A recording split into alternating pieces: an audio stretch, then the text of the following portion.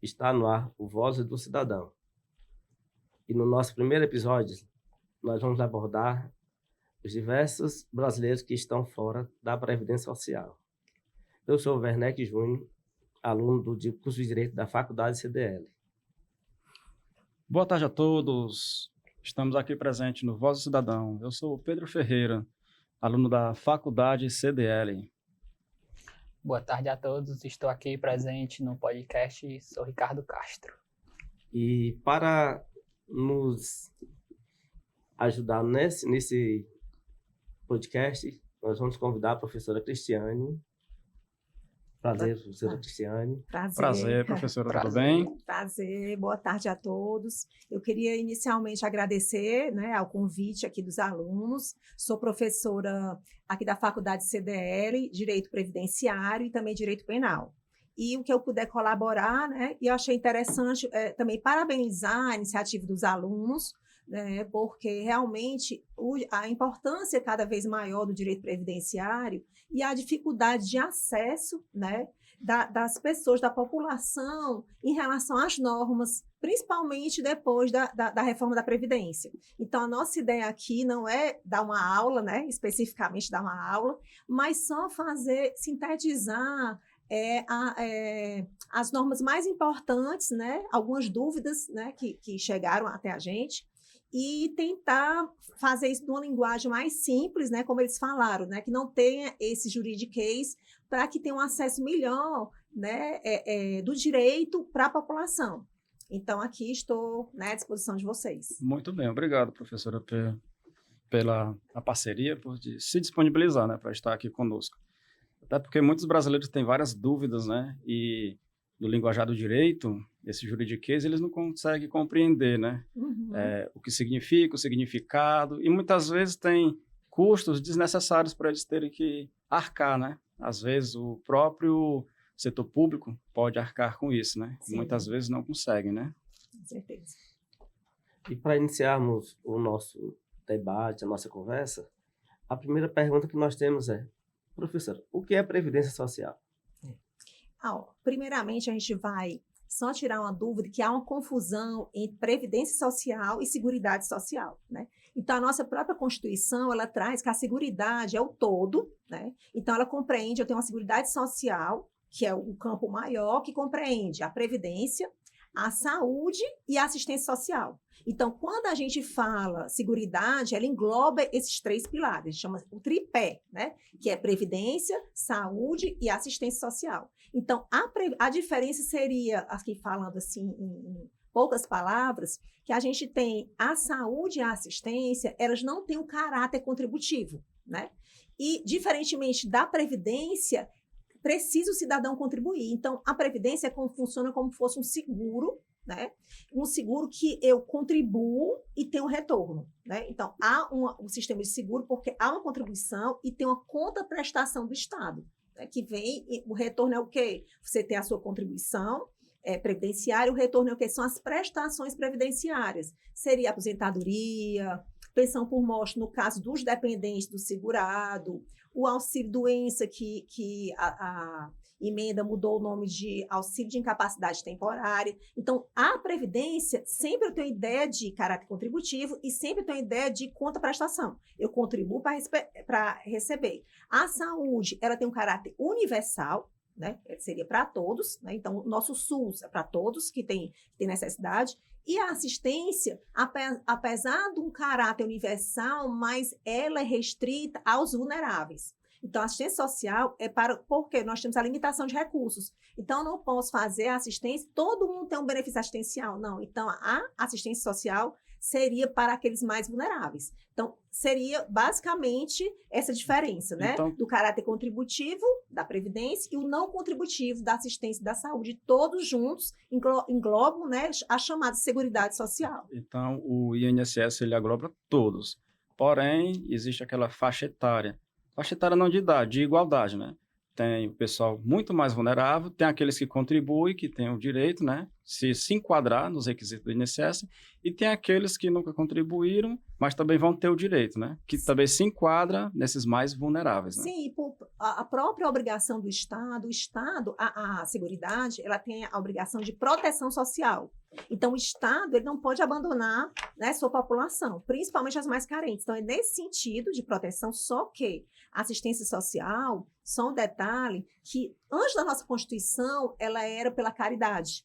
Então, as chamadas Santa Casa de Misericórdia, é aquele caráter, a igreja, que era principal, ainda é, mas era a principal fonte de assistência aos mais pobres. E a igreja era muito forte, né? Sempre foi, mas com a muito, né? Constituição eu tenho que apagar essa história de caridade para direito do cidadão. Direitos, então, né? o cidadão tem um direito que o Estado exerça a proteção. Né? Então, aqui é o nosso parâmetro o fundamento seria esse, a proteção social e a assistência no sentido dos mais vulneráveis. Ótimo, professora, muito bem. Professora, e para quem nunca contribuiu para a Previdência Social? Nós temos poderia dividir. Porque assim, né, professora, sempre tem aquelas pessoas que trabalharam avulso, né? Trabalharam avulsamente, de forma avulsa, no cachorro-quente, na carrocinha, empregada doméstica, há um tempo atrás, né? Uhum. E aquele tempo, eles, vamos dizer assim, eles não perderam, ou perderam, começou a validar a partir de agora, com a nova mudança, porque tem gente que nunca contribuiu e acaba querendo saber se vai ter direito, se não tem. Cheguei na idade ou não cheguei. Na verdade, porque assim, a Previdência, vamos voltar aqui para o nosso foco, seria a Previdência. A Previdência é contributiva.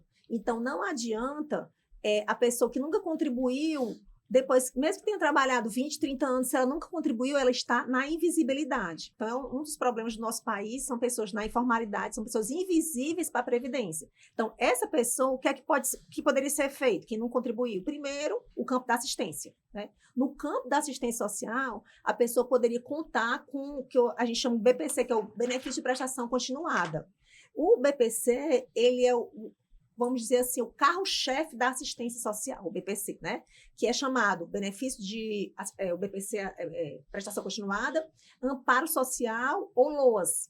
Então, o que acontece? O LOAS, na verdade, LOAS é o nome da lei, certo? Que é a lei orgânica da assistência social. Só que ficou conhecido o benefício de LOAS. As pessoas, eu tenho direito ao LOAS, então quando eu quero falar que eu tenho direito ao LOAS, eu quero dizer que eu tenho direito, está se perguntando se tem direito ao benefício assistencial. Mas, na verdade, LOAS, a rigor, é o nome da lei. E esse benefício não é um benefício, como eu falei, a assistência, ela se rege pela a regra do mais vulnerável. Então, para isso, é um benefício restrito. Então, você pergunta, as pessoas que nunca contribuíram, você perguntou, né? As pessoas que nunca contribuíram vão ter direito à assistência se atender aos requisitos. Então, para o BPC, eu tenho que atender aos requisitos. Eu tenho um BPC idoso e tenho um BPC a pessoa com deficiência. Então, o BPC idoso, a pessoa tem que ter mais de 65 anos e a pessoa com deficiência tem que comprovar, que a gente chama a deficiência impedimento de longo prazo. Então, eu tenho um BPC idoso, idade, maior de 65, a deficiência, o BPC, e os dois, ambos, se exige o quê? A baixa renda.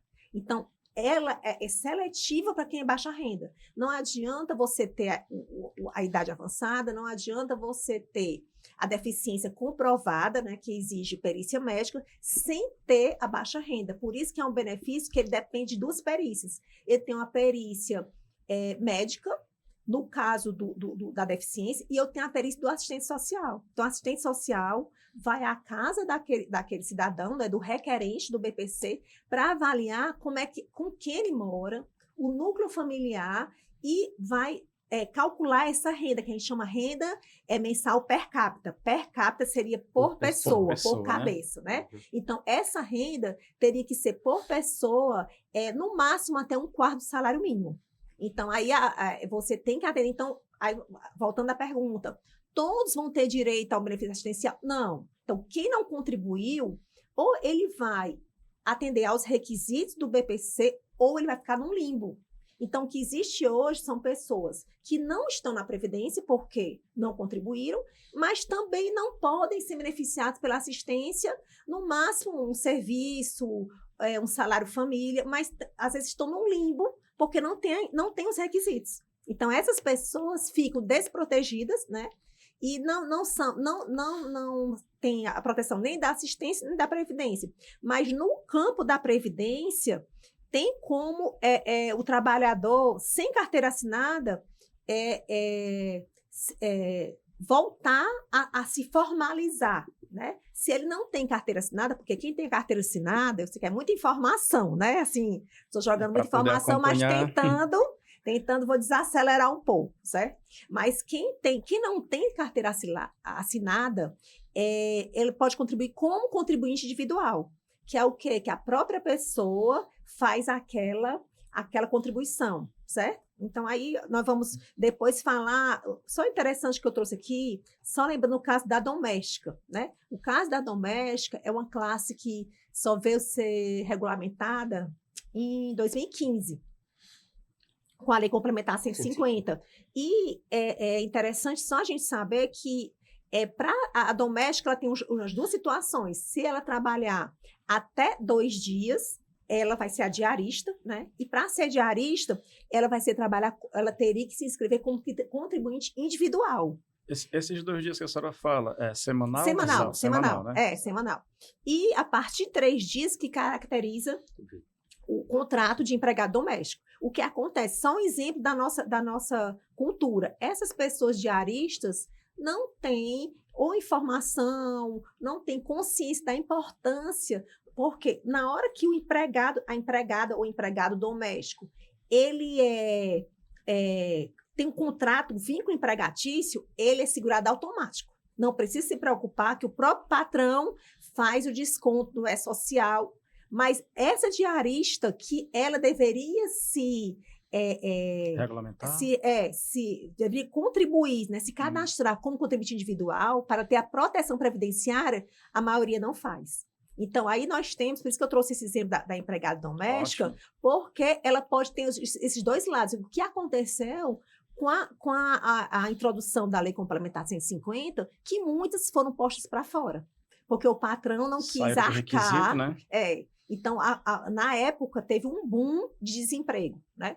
E essas pessoas que passaram para ser diaristas, elas têm que ter essa consciência da importância de formalizar, né? Para ter essa contribuição com o INSS. Só com o passar do tempo, né, foi que os patrões começaram a se organizar e se adaptar com a nova lei, né? Vendo Sim. que também eles não poderiam ficar sem a mão de obra, né?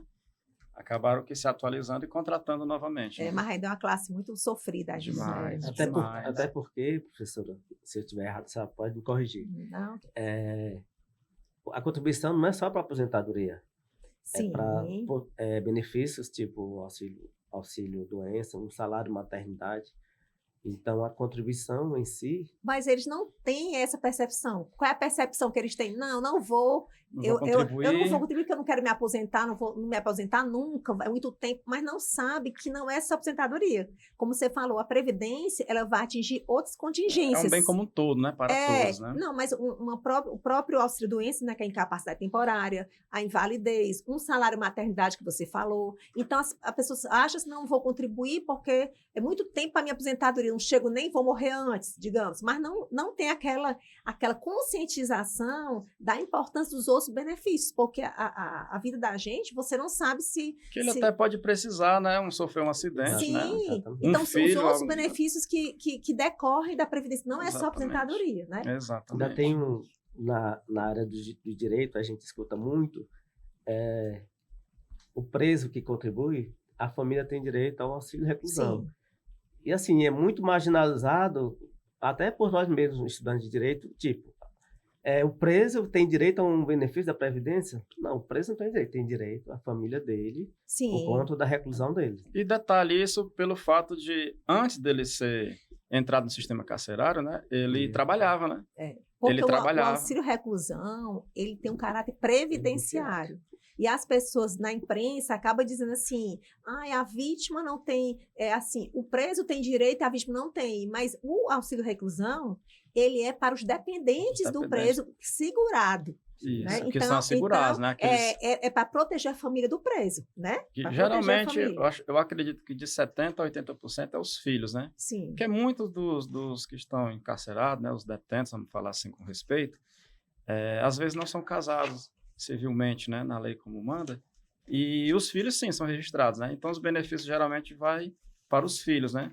E muitas das vezes a gente entende muito que vem aquela ideologia de que, não pode, quem vai pagar é a gente. É. Só que, mesmo que ele não esteja de carteira assinada, o Estado não pode tirar aquela pessoa do convívio social da família, do convívio social como um todo, vai deixar ele ali para pagar a pena dele e automaticamente, pronto, vamos mudar nossos filhos. Não, por lei, o Estado vai ter que também, Não, mas né? ele tem que ter a manutenção da qualidade segurada, né? Porque acaba a gente falando, que eu acho que não é o sentido do podcast aqui, porque acaba uma linguagem mais técnica, né? Mas a manutenção da qualidade segurada é essa, que você, mesmo sem contribuir, você ainda faz parte da proteção previdenciária. Então, o auxílio reclusão, só para a gente completar esse assunto, ele primeiro é um benefício restrito porque ele é só para baixa renda e tem que estar em regime fechado. Então, não é qualquer preço, tem que ser em regime fechado e baixa renda. Tem que comprovar baixa renda, certo? Existe uma média lá. Mesmo assim, tem os seus requisitos para ter cumprido, tem os né? requisitos. Então, assim, o benefício previdenciário, quando a gente falar toda a vida, falar de previdência, lembrar que é a questão da obrigatoriedade e desse sentido de contraprestação. Se ele está recebendo benefício, alguém pagou. No caso da pensão por morte, os dependentes, eles recebem a pensão, mas porque o segurado falecido pagava.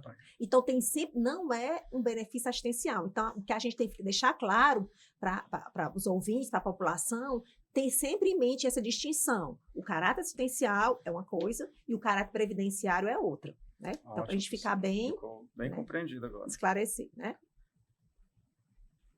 Temos essa dúvida aqui também, professora, que quem sempre cuidou da casa, dos filhos, né? Da roça, a mulher trabalhadora, a mulher batalhadora, né? E nunca teve a carteira assinada, ao pé da letra assim, ela sempre cuidou da família. Cuidou da família, nunca teve a oportunidade, o homem prestou o papel de homem da casa, né? Simbolicamente falando, como diz a cultura, né? E a mulher cuidou da família, cuidou dos filhos, cuidou da casa e não teve a oportunidade de trabalhar. Nesse caso, ela nunca contribuiu. Ela se enquadra em um desses requisitos do INSS para ela poder concorrer a uma oportunidade de se aposentar ou benefício? Primeiro, nós vamos só dividir aqui que o trabalho de cuidado é uma coisa, o trabalho na roça é outra, certo? Eu dividi aqui. Certo. Porque nós vamos primeiro falar o trabalho de cuidado é aquele trabalho, e é muito trabalho, né? Não remunerado.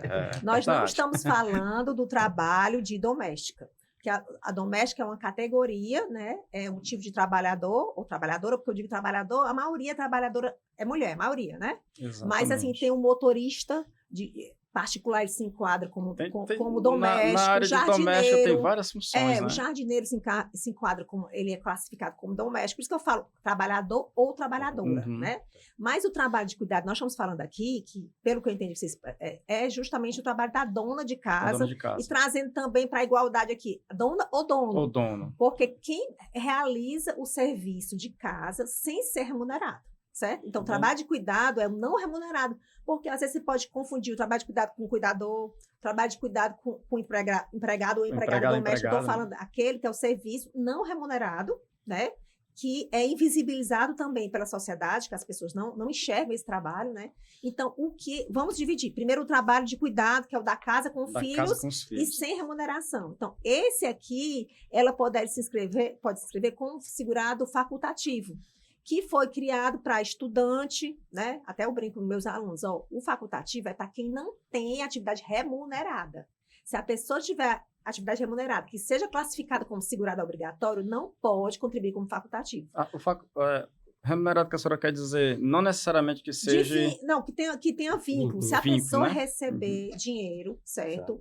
Numa prestação de serviço, ela vai ser contribuinte individual. Se ela tiver contrato com empresa, um contrato com carteira assinada, também segurado obrigatório como empregado. Um médico que faz o seu consultório também é contribuinte individual. Mas se a pessoa não exerce, nenhuma atividade remunerada que esteja encaixada como segurado obrigatório, que nós temos esses dois tipos de segurados, facultativo e obrigatório. O facultativo, ele veio justamente para dar assistência a essas pessoas. Atender, né? Para atender essas pessoas que um estudante que já quer começar a ganhar tempo para a futura aposentadoria, que um dia vai chegar. Vai chegar, uma hora Um chega dia lá. vai chegar, né? Um estudante, tem gente que eu conheço que já paga a previdência dos filhos, né? Não é o meu caso, porque eu acho que tem que batalhar para poder, né? Mas, assim, tem gente que já antecipadamente, a partir de 16 anos, você já pode ir pagando a previdência de um estudante. E a dona de casa se encaixaria aqui. Então, ela se encaixa num BPC, né? Se ela tiver os requisitos de quê? Idade ou deficiência e baixa renda. Porque são benefícios cumulativos. Cumulativos, né? Né? Então, ou ela tem maior de 65 anos e baixa renda, poderia se enquadrar numa assistência social, mas se for, como a gente quer falar da previdência, seria uma opção o segurado facultativo, né? Porque o trabalho dela é não remunerado. E essa contribuição, ela é variável. Ela pode, inclusive, existe a figura que foi criada, que é o facultativo de baixa renda. Aí tem que comprovar a baixa renda e só colabora com 5% do salário mínimo. Então já foi feito para as pessoas. Né? Mas tem que formalizar isso aqui. Tem a formalidade do segurado obrigatório e o segurado facultativo tem que formalizar e ele começa a contribuir com o INSS e só vai ficar segurado a partir do pagamento da primeira parcela. Aí ele começa a adquirir a proteção. A proteção, né, que ele vai ter. A proteção. Que a pessoa vai ter. Né? E o trabalho na roça, só completando aqui, a gente fez essa divisão. Quando o trabalho da roça é o trabalho da agricultura. Então, esse segurado não é facultativo, certo? Por mais que a gente pense que se a pessoa comprovar o trabalho na roça, o trabalho na agricultura, ele vai ser trabalhador rural.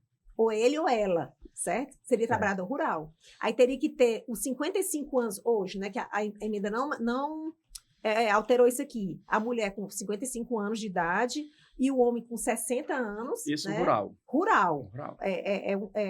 É abaixo. É outra categoria. E comprovar 180 contribuições, que hoje, o quê? 180 contribuições são 15 anos. 15 anos. E comprovar o trabalho rural.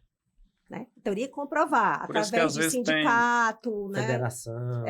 E também tem as entrevistas, né? Que o INSS busca, né? Marcar, agendar e fazem perguntas no âmbito rural, no trabalho rural que eles exercem, né? Sim, mas a gente lamenta assim, que é um trabalho de difícil comprovação. Mas por isso que tem as testemunhas. Então, tem as testemunhas, tem as notas, tem programa governamental que a pessoa se insere, do plantar, receber sementes, então tudo isso. Aquele projeto semear, por isso, né? a questão da a conscientização vem nisso. Se a pessoa já saber desde cedo que ela precisa guardar provas, né, para se aposentar como rurícola, então ela já iria, porque o que acontece, tem pessoas que realmente são trabalhadores rurais e não conseguem comprovar. Não consegue comprovar. Então, a dificuldade do rural é essa. Mas, enfim, a gente tem que dividir uma coisa facultativa, outra coisa segurada especial, que é o trabalhador rural, se classifica como uma espécie de segurado especial, que é o pescador, o garimpeiro, são todos esses que são segurados especiais, certo? Então, fazer só essa distinção para a gente não confundir, né? E o trabalhador rural é aquele que é geralmente pequena propriedade e o que ele planta é para subsistência. Ele não é. O que ele planta é para o consumo. Para o próprio consumo. Não é um produtor Então, rural, isso né? que tem que ficar configurado e comprovado, né? Então, seria essa dificuldade. Ele tem que comprovar, além de o plantio família, né? O familiar, né? Que é para o consumo. Uhum. E não necessariamente seja para adquirir recursos, né? No caso, vendendo o que ele plantou, o que ele produziu. Mas ele tem que comprovar o família, né? Sim, comprovar ser de subsistência. E também tem vários requisitos, né? Só um exemplo, ele tem que ter poucos empregados, não é proibido ter empregado, mas tem a quantidade de empregado durante o ano todo, né? Porque no momento da colheita, né? Aí você chama outras pessoas para ajudar, né? Mas não trabalhadores empregados permanentes. Fixos, né? Os permanentes. Não pode. Geralmente é na hora da plantação, na hora da colheita. Né? São vários requisitos, né? Então, assim, existe um acervo comprobatório para você conseguir, primeiramente, administrativamente, e, se for negado, judicialmente. Né? Ótimo. Então, seria os tipos de aposentadoria, Tipos de aposentadoria. Os tipos de aposentadoria aqui, né? Eu estou aqui lendo o roteiro antecipado. Para poder também auxiliar. Os tipos de aposentadoria. Chegando assim, nos tipos de aposentadorias, que hoje em dia a lei rege, quais seriam os principais tipos que o contribuinte, né, do INSS, aquele contribuinte padrão de carteira assinada CLT, né, e dentre os outros também do BCP, né, no caso, que tipos de aposentadorias existe hoje em dia na prática? Mas vamos só fazer a distinção. Vamos retirar o BCP. Pronto, BPC. isso. O BPC não é aposentadoria. Não é assistencial. Então, a gente não cuida daqui. Apesar das pessoas falarem assim, eu recebo uma aposentadoria. Porque entra tanto no popular, né? Você fica tanto assim, pensa que faz parte. Na verdade, eu vou botar entre aspas. Entre aposentadoria aspas. entre aspas. Então, a pessoa, eu recebo uma aposentadoria, mas na verdade Não é é. aposentadoria. É assistencial, inclusive, não gera pensão por morte, não gera. Não tem 13º salário. Né? Então, ela é mais restrita. Então, acontece algumas vezes que a pessoa tem direito já peguei processo assim, que a pessoa tem direito à aposentadoria rural e, ao mesmo tempo, tem os requisitos para um assistencial. A INSS, sabido, né? Coloca o assistencial. Por quê? Porque o assistencial está mais barato para o INSS. Fica somente porque ali não tem o 13º e ele não passa para os dependentes, né? Os dependentes, quer dizer, não gera pensão por morte, certo? Então, assim, o que é importante dizer? A gente tem, antes da emenda, a emenda 103, né, de 2019, ela foi um marco para piorar, né, a vida do segurado. Não ajudou né? em nada, Então, né? foi um marco e nós nos estamos preparando para a próxima reforma, porque como a gente tem a seguridade, como a seguridade, como eu falei, tem esse tripé, assistência, saúde e previdência, e a assistência é alta, né, ela é não contributiva, acaba que a seguridade, ela é deficitária, né? A previdência não, mas a seguridade deficitária. Então, o que acontece hoje? Hoje, podemos já esperar novas reformas, com mais restrição, certo? No caso, essas reformas eles estão buscando enxugar o máximo possível a máquina. O máximo possível. Então, uma importante reforma, primeiro, retirar o aposentado, que é o principal ela mexeu com a aposentadoria, a emenda 103, né? E com a pensão por morte. Então, a pensão por morte, ela piorou muito, não está mais 100%, ela começa com 60%, 50% mais 10% por dependente. Então, se eu tenho... aqui foge um pouco do nosso tema, mas só dizer que ela reduziu o valor da pensão, que antigamente era 100%, certo? E hoje ela é 50% mais 10% por dependente. Vem enxugando então, bastante, pode né? acontecer, se for só a viúva ou o viúvo, receber só 60% do valor que o segurado recebia em vida. Então, assim, tudo isso veio para reduzir os gastos, custos, né? da Previdência. Então, em relação à aposentadoria, voltando aqui para o nosso tema, a aposentadoria por tempo de contribuição, ela foi extinta. Então, quando as pessoas falam aposentadoria por tempo de contribuição, só se na data da emenda, da publicação da emenda, que foi a emenda de 103, 13 de novembro de 2019. Então, até o dia antes da emenda, se a pessoa tiver dado a entrada, não é uma questão da entrada, se tiver os requisitos. Tiver os requisitos, ela ainda vai conseguir. Por exemplo, a aposentadoria por tempo de contribuição, o que é que era? Não exigia a idade, bastava a mulher ter 30 anos de contribuição, podia ser bem nova, não importa, não tinha idade mínima. E o homem, 35 anos de contribuição. Então, era essa. Aposentadoria não importava a idade. Sem idade mínima. 35 de contribuição para homem e 30 para mulher. Então, hoje, essa está extinta e a idade também, como é que era a idade? A idade era 60 mulher, 65 homem. E mais 15 anos de contribuição. Certo? Que a gente chama que a carência de 180 contribuições seria 15 anos. O que aconteceu com a emenda 20, depois da emenda 103, ela uniu, certo? A aposentadoria antigamente, que eu tinha contribuição e tinha por idade, ela uniu as duas e criou a aposentadoria programada. Então, a programada, ela hoje não tem sua idade, tirando a aposentadoria rural. No caso rural, o rural remanesceu sai, né? E não mexeu nem com a idade, certo? Então, continua 60 anos homem e 55 mulher e 180 contribuições, ou seja, 15 anos para comprovar de atividade rural, certo? Pronto. Então, manteve, pelo menos manteve. Mas em relação aos trabalhadores urbanos, aí extinguiu a tempo de contribuição e hoje nós temos a programada, né? A programada, ela está aqui... Hoje, como é? A mulher com 62 anos, então ela aumentou a idade para a mulher, certo? E 15 anos de contribuição. E o homem ficou 65, então o homem não mexeu com a idade, que já era 65, né? E 20 anos de Mas a contribuição. contribuição... É. não- Então, hoje, as pessoas que vão, tirando o direito adquirido, né? Hoje, as pessoas vão se aposentar com a programada, certo? Então, é a que tem a programada. Só que eu tenho lá várias regras de transição. Então, as pessoas que estavam, na época da emenda 103, próximas a se aposentar, eu vou contar lá com várias regras de transição, certo? Que não convém nem falar aqui, mas é porque é muito. Tanto é que você tem que saber qual a melhor regra para você. Certo? Então Porque fica bem assim particular, né? Não, é muito individual, específico, individual. porque eu tenho a regra do pedágio, 50%, eu tenho a regra da pontuação, idade mais tempo de contribuição, o pedágio 100%, a outra da idade mínima, mas, então assim, são pelo menos 4 regras de transição.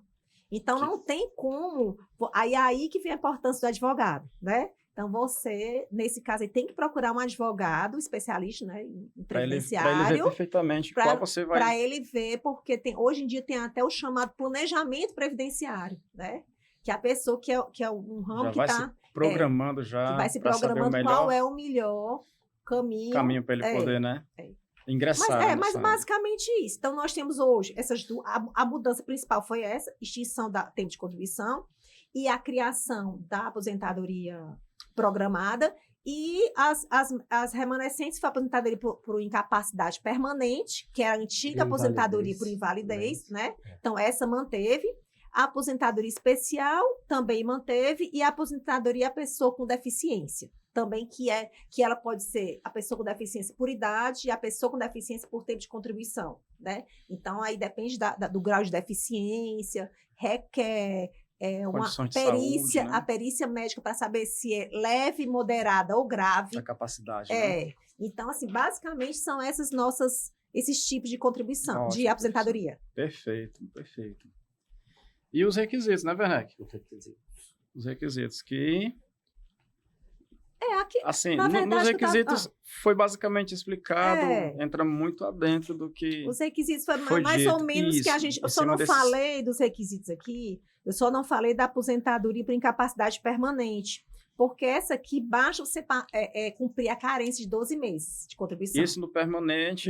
Na invalidez, porque assim, a carência, o que é a carência, né? Porque também é um termo técnico, porque carência. abrange muita coisa, né? Assim, Mas a em carência relação... é o mínimo de contribuições que eu tenho para ter direito a um benefício, né? Então, o mínimo que eu tenho que cumprir, como um exemplo que eu sempre dou, o plano de saúde. Às vezes você não vai migrar de um plano de saúde para outro, você não tem que cumprir a carência Tem a para carência de depois cada você um. poder fazer um procedimento cirúrgico, para você. Então, Exatamente. existe uma Da carência, mesma o forma, mínimo, né? O mínimo que INSS você tem que também tem. cumprir, exatamente. Então, tem alguns benefícios, por exemplo, pensão por morte. Pensão por morte não precisa de carência.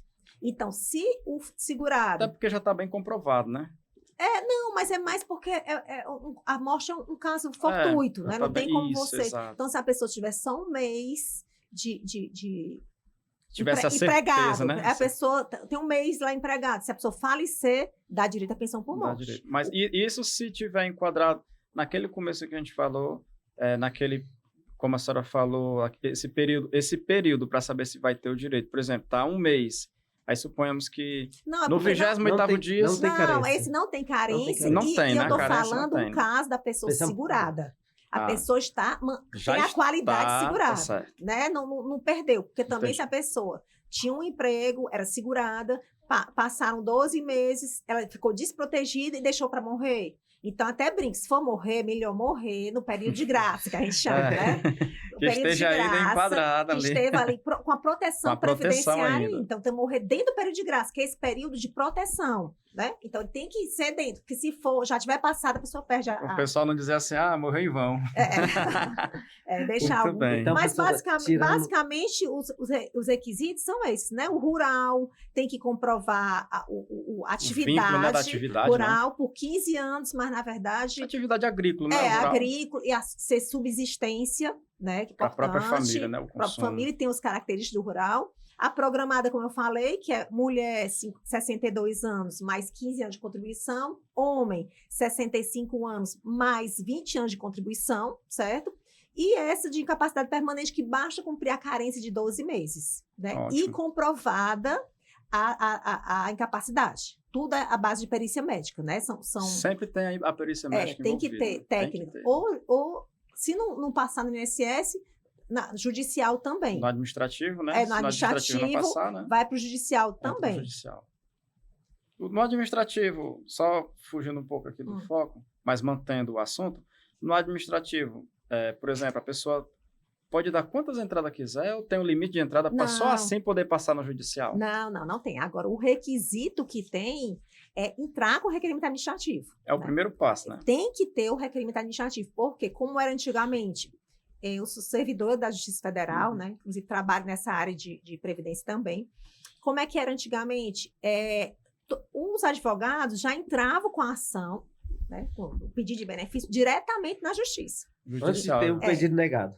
Exatamente. Não entrava Nem no entrava, INSS. nem entrava. Entrava Não sabia nem diretamente se estava aprovado, se daria certo. que é a tá? Justiça competente é a Justiça Federal, né? Que trata das causas da Da União, União. INSS, Isso. Justiça Federal. Entrava diretamente. Então, se criou um momento que eles entenderam que o judiciário estava como se fosse um balcão, né? Um balcão da Previdência. Era como se fosse o setor da Previdência.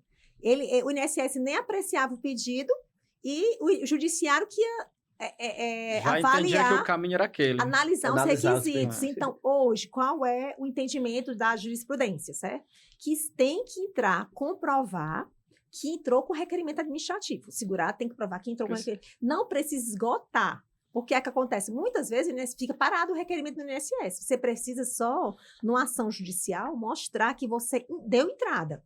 Tem um protocolo lá. Aparecer, né? Você tem que aparecer Você para a tem que justiça. mostrar lá que protocolou. Se não protocolar, é possível aquela demanda, aquela ação ser julgada sem mérito, certo? Que ele fala que é a ausência de interesse processual, né? O interesse de agir e a extinção sem julgamento do mérito. Então, é um requisito entrar com ação judicial hoje, Ótimo. ou entrar com requerimento prévio, que a gente chama necessidade do requerimento prévio na via administrativa, certo? Para depois. Para depois. Depois judicialmente. Muito bem. E aqui eu vejo E também... a gente vai agora sobre a realidade, né? A realidade geral. Não é verdade? A realidade de quem vive sem a proteção da Previdência. Aquelas milhões de pessoas, né? Que Aqui nós temos estão também... totalmente desamparadas, né? Hoje nós temos, né, de acordo com o IBGE, o IPEA, que são cerca de 30 milhões de brasileiros que estão desamparados. O que é que está tendo um processo hoje? A gente chama no direito do trabalho a uberização. Não quer dizer uberização só Uber, né? Mas se criou o termo uberização do trabalho, que é no sentido desse aumento da informalidade, né? E sem um vínculo empregatício, que é uma coisa que se discute ainda hoje, né? Tanto nos tribunais do trabalho, como no Supremo também, em relação à uberização, né? Que é o caso, se é ou não devido, se é relação de emprego ou não, se é relação empregatícia ou não. Porque eles estão procurando palpar muito isso, né? Mas o que acontece... Muita gente saiu da normalidade, assim, vamos dizer assim, no termo popular, da CLT, porque viu a facilidade, né? Viu a facilidade de entrar nos aplicativos, né?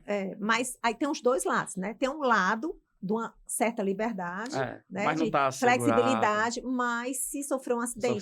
vai estar desamparado, Então, o que né? acontece? O motorista de Uber, a rigor, ele era para se inscrever como contribuinte individual. O mínimo, né? Porque o contribuinte individual é aquele que ele paga a sua contribuição, né? Então, ele como autônomo, como prestador de serviço, porque é uma remuneração remunerada, ele recebe por ali, então já ele era para se né? inscrever. Se ele já tivesse, digamos, se os motoristas já tivessem essa cultura de se inscrever, não estaria nem a gente discutindo, porque eles estariam protegidos de alguma forma. Exatamente. Eles estão protegidos, teria aposentadoria, teria o auxílio-doença, pensão por morte, teria todos os benefícios previdenciários. Mas como eles não se cadastram, ficam na informalidade, então aí fica a questão da desproteção social. Parcialidade entre eles, querendo sem ter o direito.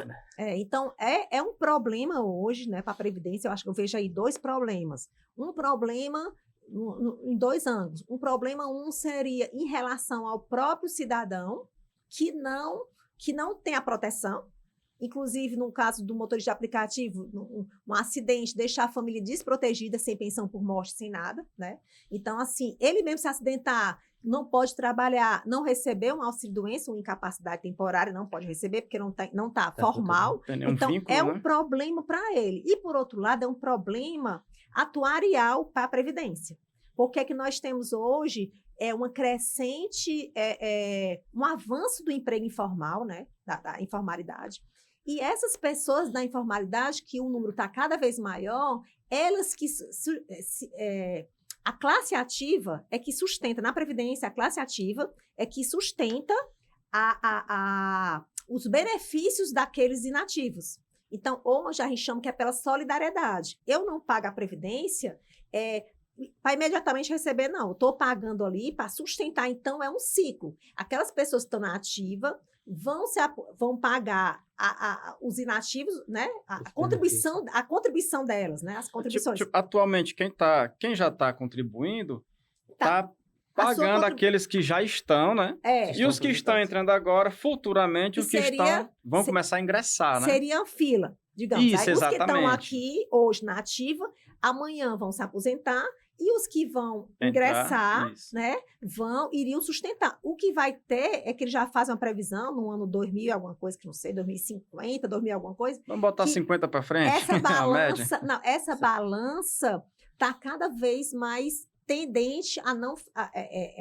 esse balanço não vai fechar. Desequilíbrio total, o desequilíbrio, né? Exatamente. Porque cada vez mais as pessoas estão deixando essa informalidade, não estão se... Por isso que se espera que venha outras reformas estão previstas, né, na Previdência. Para acontecer. Porque não precisa dar spoiler. Mas isso é no mundo todo, né? No mundo todo, você pode ver que estão revisando a questão da longevidade, o envelhecimento, e as pessoas tendo que trabalhar cada vez mais, porque a Previdência está, né? Está numa situação crítica, né? Então, um movimento UTI, né? não é do Brasil, né? O movimento não é do Brasil, exatamente. O movimento não é do Brasil, o movimento é da Previdência como um todo, no mundo todo, certo? Não é... Afeta global, né? De forma global, isso no caso. Professora, a gente já falou sobre o que é a Previdência, os benefícios, quem tem direito e quem não tem, e qual seria o valor dessa aposentadoria, no caso? Essa é a pergunta que todo mundo quer saber. Quanto é que vai receber? Isso, né? E além do valor, para chegar a um valor exato, os requisitos que eles utilizam para fazer esses cálculos, né? Porque assim, o valor assim. O valor, primeiro, eu tenho que apurar, vou ter que acabar usando o termo... a gente está falando do juridiquês, né? Mas pode manter o juridiquês. Tem que falar um pouco técnico, que a gente chama o salário de benefício, né? Esse salário de benefício é uma média, né, que ele chama média aritmética simples, né, que ele chama aqui do 100% do salário de contribuição, né, que assim, vai tirar a sua vida contributiva. Se você tem a vida contributiva, vai somar aquele período ali, só que a partir de julho de 94 para cá, né, vai somar todo aquele período e vai chegar a um valor, uma média. Essa média é o salário de benefício. Aí eu vou calcular a partir daí a renda mensal, que é RMI, renda mensal inicial do benefício. Essa renda mensal, eu vou aplicar um percentual, uma alíquota, sobre aquele valor que eu cheguei. Então, primeiro eu chego no salário de benefício, que é como se fosse a base de cálculo. Que é a soma, como se fosse a soma de todas as contribuições. Período contributivo, aí eu vou tirar a média, que dá X, certo? Aí eu vou pegar, cada benefício tem um percentual. Para chegar no valor do benefício, eu aplico uma alíquota, um percentual, sobre esse salário de benefício. Para chegar a esse ponto, ele vai ver em qual ele se encaixa. Não, cada aposentadoria tem uma regra. Por exemplo, o benefício não é aposentadoria, mas o benefício de auxílio-doença atual, benefício por incapacidade temporária. Ele só é 91%. O valor do benefício da média. Do que você... Aí você vai atrás do seu salário de benefício. Isso, a pessoa está nativa ainda, está só doente, né? Não recebe 100%. Isso, não recebe. Aí a pessoa se acidentou, por exemplo, então vai ver tudo que ele contribuiu ali, vai tirar aquela média e vai aplicar 91%. Então, já tem um percentual próprio para o benefício de incapacidade temporária. Já tem um percentual certo para calcular no final, é isso? E agora, aqui o da programada, né? Que é 60%, né? 60% sobre essa média. Aquela média, né? Então, de cada contribuição benefício, né? Então, assim, é uma coisa que você não tem, porque você tem que. Acaba o INSS tendo acesso a esse valor. Porque você precisa dos dados de contribuição. Imagine uma vida contributiva de uma pessoa que contribuiu 30, 35 anos. Né? Então, tem que ter. O INSS teria que fornecer, para o advogado calcular, o INSS tem que fornecer todos esses dados. Toda a vida, a gente chama a vida contributiva do segurado. Fornecer todo aquele ali para o advogado, então, mandar para um contador, né? Para fazer fazer esse cálculo. Né? Isso já em cima do que ele quer, no caso, onde o beneficiário vai se encaixar, né? Em qual tipo? O tipo de aposentadoria tem um percentual específico sobre aquele montante. Né? Por isso que eu falei a pensão por morte, que a pensão por morte antigamente era 100%, hoje é 50% mais 10% por dependente. Né? Se eu tenho um dependente, 10%. Eu tenho um dependente, aí é 50 mais 10, 60. Se eu tenho uma esposa e um filho, aí é 10 para a esposa, 10 para o filho, é 50 mais 10 mais 10, é 70%. E aí vai, entendeu? Então, quanto mais dependente? Então não é tão simples, né? É um cálculo um cálculo, por isso que às vezes o advogado... Requer tempo, né? Às vezes o advogado contrata logo... também tem um sistema de cálculo, né? Também tem, hoje em dia tem muitos sistemas, né? Os aplicativos que você faz esses cálculos, compra, não é de graça, né? Tem que ser pago. Mas geralmente se manda, os grandes escritórios trabalham com um contador, né? Um contador fundamental, né? específico de cálculo previdenciário. Né? O contador ele é fundamental. Específico. Tem que ter. Muito bem, professor.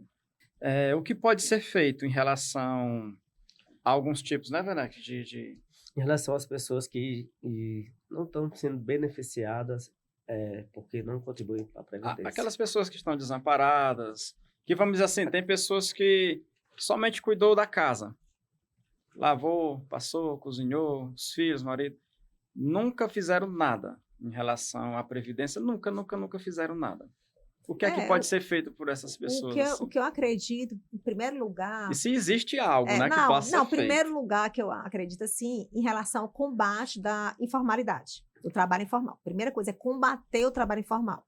Então, como é que se combate esse trabalho informal? Então, você desburocratizar a questão, né? Conscientizar as pessoas, para que uma pessoa chegue, assim que começar a trabalhar, cobre a questão de uma carteira assinada, né? O que eu falo... especificamente da empregada doméstica, né? Que até nos dias de hoje, gente que não assina carteira, essa que trabalha mais de 3 dias, como nós falamos, se ela for diarista, a partir de 3 dias já tem doméstica, certo. E a outra diarista. Diarista, ela vai ter que se conscientizar para contribuir como contribuinte individual, né? Então, primeiro seria esse desafio desse conscientizar, né? Desse trabalho informal para combater a informalidade, que é uma coisa difícil, né? Que a gente sabe que é o vendedor ambulante, que é o pipoqueiro, essas pessoas que estão aí se virando, que já né? Está então, sofrido, eles botam na cabeça que é um valor que às vezes... Você combater a informalidade, eu acho que é um desafio para o Brasil, né? O principal.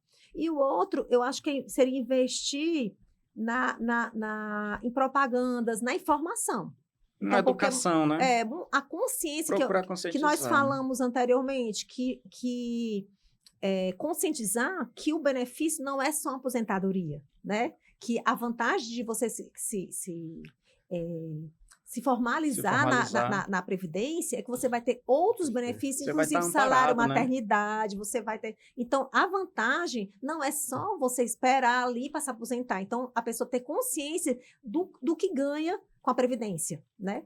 É o retorno que ele vai ter positivo, sim, né? E que existem diferentes alíquotas, o próprio facultativo de baixa renda, né, que pode colaborar com 5% do salário mínimo. Então, assim, tem várias... se as pessoas não podem, tem a questão da baixa renda, né? Então, eu acho que falta isso, se investir nisso. Informação, né? De informação. Acho que a informação é muito importante. Para chegar a esse ponto. Sim. Minha opinião, né? Tá certíssima. Professor, e se o INSS, caso negue a aposentadoria? Não, aí assim, o primeiro ponto, o INSS gosta de negar, importante dizer isso. Parece que eles estudam para isso. Principalmente esses que requerem perícia, né? Esses que requerem perícia, porque eu acho que o perito do INSS, ele é voltado, treinado para indeferir, né?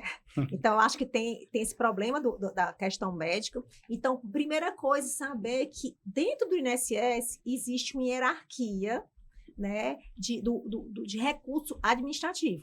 Então, eu entro no INSS, então ali eu posso recorrer para juntas, né, porque existe o colegiado, que é o Conselho de Previdência, que é formado por várias juntas, então eu posso recorrer, existe o recurso administrativo, certo?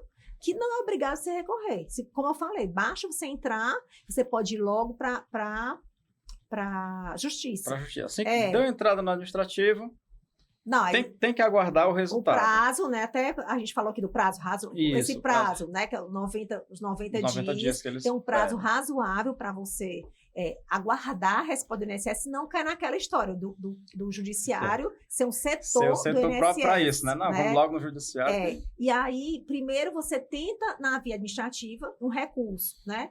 E a outra indeferindo, aí sim, você recorre ao judiciário, diretamente. A justiça competente, a Justiça Federal, né? E hoje nós temos os juizados especiais federais que até 60 salários mínimos não se precisa de advogado. Então, assim, é importante a pessoa saber disso, porque às vezes você não quer ter um custo, ou então tem a própria Defensoria Pública, mas a Defensoria, no caso da Justiça, é a Defensoria Pública da União, certo? Ela não tem muitos defensores, é menor que o estadual, né? Mas você pode também tentar na União, a DPU, que a gente chama, mas sabendo que eu tenho também a opção de chegar lá, né, no setor da Justiça Federal e fazer o seu requerimento, né? O requerimento sem advogado, até nas pequenas causas, até 60 salários mínimos. É necessário advogado só quando for negado, que é para recorrer, é isso? Sim, não, lá no administrativo não precisa de advogado. E na justiça vai precisar só quando, vamos dizer que se o pedido for improcedente, aí o processo lá vai para a turma recursal, aí necessita obrigatoriamente de advogado. Né? Agora que o que eu acho interessante, eu penso, né, que hoje em dia eu vejo nos processos que os advogados já começam a entrar administrativamente com pedido. Por quê? Porque, às vezes, o pedido é indeferido por falta de documento. Se você já faz uma negociação com o advogado para entrar, acompanhar dele administrativamente, sua chance de ter o benefício deferido é maior. Porque você, no caso de outras aposentadorias, no caso médico, que envolve comprovação da incapacidade, você entrar com todos os atestados, com os laudos médicos. Então, o advogado tem essa aptidão, né? Melhor de entrar com a documentação certa. Rural nem se fala, né? A pessoa entrar sozinha é muito mais difícil. Mas, assim, eu acho interessante se a pessoa puder já entrar com o advogado desde a questão administrativa, porque aumenta a chance do deferimento. Né? Porque, né? Mas, assim, é sabendo que não é obrigatório. Só vai ser obrigatório na fase de recurso na Justiça Federal. E se for para recorrer, né? Para recorrer. No caso, é mais fácil, né? A pessoa já, se tiver a capacidade ou os meios, né, em mãos para acionar logo um advogado, porque o advogado já vai ter um recurso maior, né? Vários leques na mão para ele poder utilizar para facilitar, essa questão do cálculo, ele já diz quanto é que é devido, já fala que o benefício foi calculado errado, um caso de revisão. Até também na formalização, em juntar os documentos necessários, se a pessoa for tentar só, falta esse documento, vai ter que voltar, falta esse, o advogado não, o advogado ele já entrega, preciso disso. Já auxilia a recorrer todos os documentos necessários, né? Já fica muito mais fácil para o advogado acionar. Professora, hoje nós sabemos que as nossas informações já estão todas na plataforma do governo. Mas caso falte alguma informação que era para constar e não está constando, como é que a gente faz para comprovar essas informações? Mas em relação ao benefício, você está falando? Não, em relação às contribuições. Ah, sim, não. As contribuições, tipo assim, você tem comprovar, acesso, né? Como comprovar você tem acesso, porque a gente chama aqui o CNIS. O que é o CNIS? Que é Cadastro Nacional de Informações, Informações Sociais. A gente só chama CNIS, né? Então, a nossa vida hoje está no CNIS, né? Então, você tem como você pegar online esse CNIS, né? Dando os dados, né? Qualquer pessoa, eu não vou poder acessar o seu, né? Nenhum dele. a pessoa, são os seus dados, né? Que você coloca e você consegue que é o detalhamento de toda a sua vida, vínculos empregatícios. Diz o ano tal que você foi admitido, aí tem admissão, rescisão, toda a sua vida empregatícia. Não é em relação a coisas, é mais vínculos como você contribuiu. Aí tem até, inclusive, o nome da empresa. Carteira de trabalho, vínculos empregativos. Inclusive, com o nome de cada empresa que você trabalhou e o período, o vínculo... O tempo, né? O período respectivo. Empresa, sei lá, Supermercado São Luís. Aí você... Ingresso... no ano tal de 90, rescisão em 94. Tem lá a sua vida toda. Então, a vida contributiva, a INSS se utiliza desse CNIS para fazer os seus cálculos, né? Direito ou não ao benefício. Só que o CNIS, ele muitas vezes acontece do CNIS estar com a informação errada. Né? Então, você também como fazer retificação. Você tem como comprovar o tempo de serviço com a sua carteira de trabalho, né? Ou com a sua CTPS, e você pode pedir uma retificação. Se não conseguir administrativamente, aí novamente vai para a justiça. Mas assim, porque o CNIS, ele é para retratar os seus dados, os seus vínculos da carteira de trabalho. Nem sempre, tá? Por quê? Porque vamos dizer que o empregador não contribuiu, não recolheu a contribuição. Aí, como ele não recolheu um período, aquelas contribuições não vão para o INSS. Vai ficar em aberto. O INSS não quer. Então, você vai ter que provar que aquele vínculo lá com a carteira de trabalho, né? Que você trabalhou aquilo e para o juiz reconhecer o tempo de serviço. Já que o INSS não quer reconhecer. Não quer reconhecer, né? Então, mas é interessante, você consegue, assim, tem como o trabalhador... Há uma presunção que o trabalhador, se não houver contribuição, trabalhador, que eu digo, o empregado com carteira assinada, né? Mesmo que não haja o recolhimento, que quem é a obrigação de recolher é o empregador, não haja, ele consegue se aposentar. Porque é outra dívida, outra relação. Se ele tiver, a empresa é devedora do INSS, então o INSS que vá atrás da empresa, cobrar as contribuições retroativas, né? E o empregado não pode ser penalizado e deixar de se aposentar por falta de contribuição. O empregado... assistido, né? O empregado seletista. Eu não estou falando porque o contribuinte individual, ele é responsável pelas suas contribuições. Ele próprio mesmo. Né? Dependendo do contribuinte, ele é responsável. Né? Depende quando é empresa, não. Mas quando ele que tem que contribuir é uma coisa. Mas esse é quando a responsabilidade é do empregador. É do empregador. Né? No caso, se estiver faltando... Pronto, uma curiosidade. Se estiver faltando aquele vínculo, o empregador não informou ou ele não repassou, o INSS não vai apreciar aquilo. Não aceita. Mas o empregado, ele pode ir no INSS e, tecnicamente, pedir para o INSS cobrar.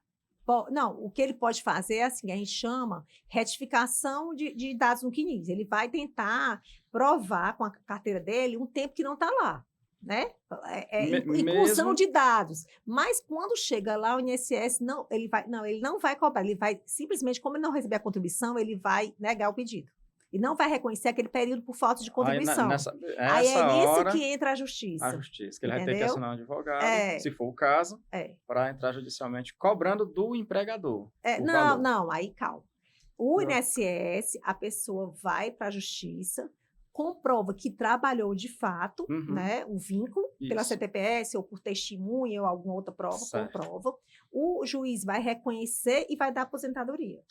Não, o empregador não está nessa relação processual. Nesse meio ele a relação é o segurado contra o INSS. Certo? Okay. E aí o INSS que vai depois, nas vias, né, que ele entende administrativamente, atrás dessa empresa. O que acontece é que muitas vezes o INSS sai perdendo porque são empresas antigas já fechadas. Já abriram, né?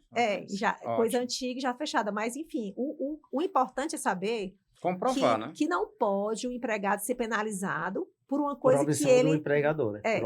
Por uma omissão, por uma negligência ou até má fé. Né? A maioria das vezes, má fé. Ou até má fé. A maioria das vezes é isso que acontece. E com relação ao tempo especial, professora, Nós sabemos que temos que comprovar com alguns documentos. Quais seriam esses documentos? A aposentadoria especial, ela é uma aposentadoria que ela tem um tempo reduzido, certo? Porque as pessoas estão sujeitas a agentes nocivos, que a gente chama os agentes insalubres, né? Então, seria o caso de um ruído, que a pessoa, né, a comprovação de lá de tantos decibéis, que, se eu não me engano, hoje a partir de 85 decibéis, você já tem que ter, já dá direito à aposentadoria especial. Quem trabalha em hospital, fungos, agentes biológicos, bactérias. Só que tudo isso não é automático, né? Então, tem que comprovar com os laudos. Então, tem um laudo chamado, que a gente chama PPP, que é Perfil Profissiográfico, né? Previdenciário. Esse laudo PPP, e tem o próprio laudo técnico, que a empresa emite por médico da segurança do trabalho. Que é o LTCAT. LTCAT, exatamente. Então, assim, mas na justiça, se o PPP estiver correto, não precisa do LTCAT. Mas quando tem alguma falha, porque, na verdade, o PPP ele é feito buscando os dados desse laudo técnico, desse LTCAT, né? Então, assim, o que tem que ser feito é essa comprovação, não é automática, né? É questão de comprovar mesmo. Você tem que comprovar, e tem que comprovar que aquilo foi feito de caráter permanente, não é eventual. Você não era submetida a um ruído, por exemplo, uma vez na semana, uma vez por mês, não. Diariamente, né? Diariamente, porque no seu dia a dia de trabalho. O agente nocivo, para ele causar dano, ele tem que ser intenso, né? Né? Aí, antigamente, bastava pelo nome da categoria. Eu dizia assim, que é um conhecido que era motorista de ônibus. Se eu comprovasse acho que até 95, acho que é 95, não me recordo mais agora, até data tal, que era por categoria profissional. Então, bastava eu comprovar a minha CTPS, que eu era médico, bastava comprovar que era motorista de ônibus, bastava eu comprovar que eu era minerador, que eu era... Então, a determinadas profissões, hoje em dia, não precisa... Não existe mais, inclusive a emenda 103, ela veio para vedar mesmo. Não existe mais você reconhecer por categoria profissional. Você tem que ter o laudo dizendo por quê? Porque eu posso ser daquela categoria e não estar submetida. E não está submetido, né? Como o professor ele não pode ser professor e ficar só na coordenação. Exatamente. Ele não pode estar numa sala de aula. Então, né? no caso, não então, uma pessoa é um motorista de ônibus, mas só que ele é a categoria motorista de ônibus, mas estava numa sala de administrativa, em outra função. Então, hoje tem que ser um laudo técnico, né, que é esse PPP. Comprovando a disposição, e qual é o agente. E não é a categoria. Não é a categoria da agente, função, né? É o agente. Não importa nem o que a pessoa é. O que importa é que ele está submetido a agentes insalubres, agentes nocivos. Né? Ótimo, muito bem.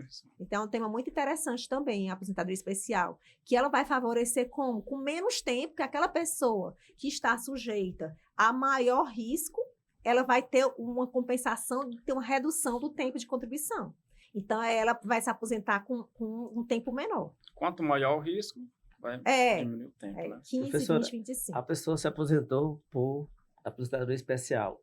Ela pode continuar trabalhando? Não, é vedação. É vedação mesmo. Acho que é o artigo 57, um desses parágrafos, porque tem tanta...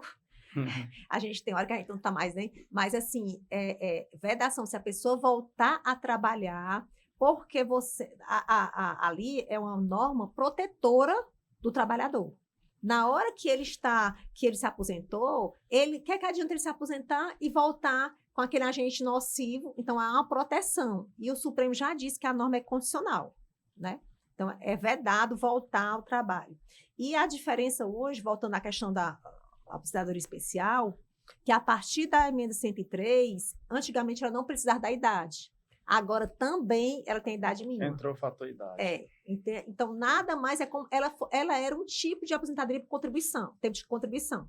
Como não tem mais, que não existia idade, era só Afetou o tempo. Também. Aí ela agora, hoje tem, tipo um exemplo aqui, com 55 anos, para um agente, um agente, que aí tem uns decretos dizendo a nocividade de cada agente nocivo desse. Tipo assim, o grau, né? Quanto maior o grau, por exemplo, nível, né? o nível. Então, por exemplo, se a pessoa trabalha com 15 anos um agente que implica uma atividade especial por 15 anos, ele basta trabalhar com 55 anos de idade. Então, eu vou ver a idade, 55 anos, mas aquele agente que 15 anos, que são os mais graves, né?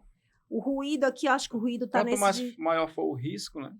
o ruído, eu acho que o ruído está nesse de 25 anos, né? Então, a pessoa, nesse de 25 anos, submetida a ruído, né? Ele vai precisar de 60 anos. Então, eu tenho que ter 60. E antes a gente não olhava isso, né? Era A gente só olhava a nocividade, né? O agente. Qual era o risco, Hoje, né? a partir da emenda 103, agora, todos esses que eu estou falando, quando eu digo a partir da emenda 103, mas você vai olhar as regras de transição, né? Então, as pessoas vão olhar, que aí, como eu falei, são várias regras, ver qual a mais benéfica para aquele segurado. Mesmo estando encaixado, ele tem que analisar bem qual vai ser o melhor As pra pessoas ele, né? que estão próximas de se aposentar. Então, a emenda 103 são as pessoas que ingressaram no sistema, né, que estão mais distantes de se aposentar, ou então que ingressaram depois de 2019. 19 Ou pra então frente. que não tem, mas as pessoas que estão próximas, aí vão valer, você vai ter que analisar a regra de transição mais benéfica.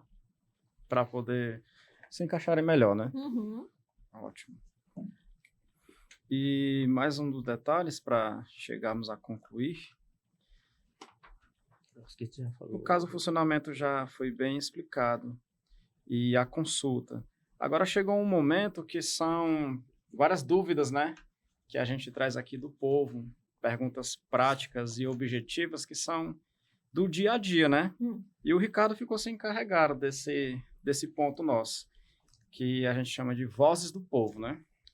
Uma das perguntas tenho 54 anos e 15 anos de contribuição. Eu posso me aposentar? Olha, a gente tem que ver que 54 anos, ele não podia se aposentar nem antes da emenda 103, Sim. né? Porque 54 anos nunca foi a idade mínima, né? Então, se vamos dizer que antes da emenda ele fosse com tempo, ele nem tem tempo de contribuição, 54 anos, nem tem a idade, nem a contribuição 15 anos. Então, nem de um nem de outro, ele estaria nem antes da emenda nem depois da emenda. Estaria fora em todos os aspectos. Né? Esse aqui não. E também, quando interessante, Ricardo, procurar uma questão dessa, saber se é homem ou mulher, né? Porque aí muda, né? O tempo. Mas eu entendi aqui que é homem, né? Mas mesmo assim não seria o caso. Quem tem 55 anos pode se aposentar? Então. Não, em regra também não. Né? Em regra também não. Só se fosse em regra especial. caso de uma atividade especial, né? E que se já tivesse, porque aqui não fala que ele tem idade. Então, aqui, se fosse um direito adquirido, né? Antes da emenda, porque já que eu estou falando que hoje, sendo a emenda 103, não vai trazer a idade, então falta saber qual a idade da pessoa, né? Porque ele tem aqui... Não, ele já tem 55 anos. Não tem o tempo que ele do agente nocivo, porque para ser especial eu tenho que ter todos os dados, eu tenho que saber o tempo do agente nocivo, qual é o agente nocivo, para saber, né? E a idade, ou atualmente a idade. Então aqui só está bem vago, é uma pergunta assim, tenho 55 anos, posso me aposentar? Então, em regra, dá para entender, porque a aposentadoria especial, a gente tem que lembrar que é uma exceção. São raras as pessoas que trabalham sob agente nocivo, né? A grande população trabalha em condições normais, que não são condições especiais, né? Sim. Então, se eu falar uma pergunta genérica, quem tem 55 anos pode se aposentar? Eu diria que não, né? Não pode. Tecnicamente Genericamente Tecnicamente não, Sim. porque e aqui falta informação, né? Tem mais Para a informações. gente saber, teria que saber, até para ser especial, eu teria que ter mais outras informações para saber se a pessoa trabalhava, qual era o agente, né? Precisaria saber. Avaliar, né? E agora vem uma pergunta de curiosidade de muitas pessoas, né? Quanto tempo demora para o INSS analisar o pedido? Pela lei seriam uns 90 dias. Mas o que acontece? A gente sabe também, agora falando um pouquinho assim, não falando tão mal do INSS, porque esses benefícios, grande parte dos benefícios precisa de perícia. Como a gente falou, o BPC, que é o INSS que faz, apesar de ser assistencial, né? Então, ele precisa de uma perícia assistencial. Então, eu tenho perícia de assistente social. Então, eu tenho que ter um benefício o BPC, eu teria que ter, se for para pessoa deficiente, eu teria que ter uma perícia médica e uma perícia com assistente social. Então, 2 perícias para um benefício. E vocês imaginam como é a quantidade de requerentes. Então, acaba que todos que têm que cumprir perícia, e essa perícia do assistente social vai até a casa do requerente, né? Então, acaba que não tem como administrar. O INSS precisaria, para cumprir esse prazo aqui, ter, assim, acho que o dobro de servidores, né? Precisaria ter, inclusive, tá até o concurso aberto, né? Então, e tem... Os interessados. Teria que ter o dobro de servidores, porque não tem como cumprir esse prazo. Mas, o que é que existe hoje? Hoje existe que as pessoas entram com mandado de segurança na Justiça Federal, né? Para que o INSS cumpra o prazo. Então, o pedido é outro. Eu não estou pedindo para o INSS, para a Justiça deferir meu benefício, deferir ou indeferir. Eu estou pedindo para que o INSS... Analise, pelo menos, né? Para que o INSS conclua o processo. É só isso. Pelo menos concluir, né? Chegar a um veredito. Mas quem sabe um dia, né, o INSS seja o órgão ideal que a gente, né? Do jeito que a gente quer chegar lá, né? E muito bem, obrigado a todos que estiveram aqui presentes, né? Professora, Werneck, Ricardo, eu que agradeço também, viu, o convite, muito obrigado, a participação. Se precisar novamente, né, estou aqui disposta, à disposição. Tá espero, né, que a partir de hoje venham mais, né? Mais reuniões como essa. Esse foi o primeiro Voz do Cidadão. Até o próximo, pessoal. Tchau, tchau. Obrigado a todos. Obrigado. O direito é para todos.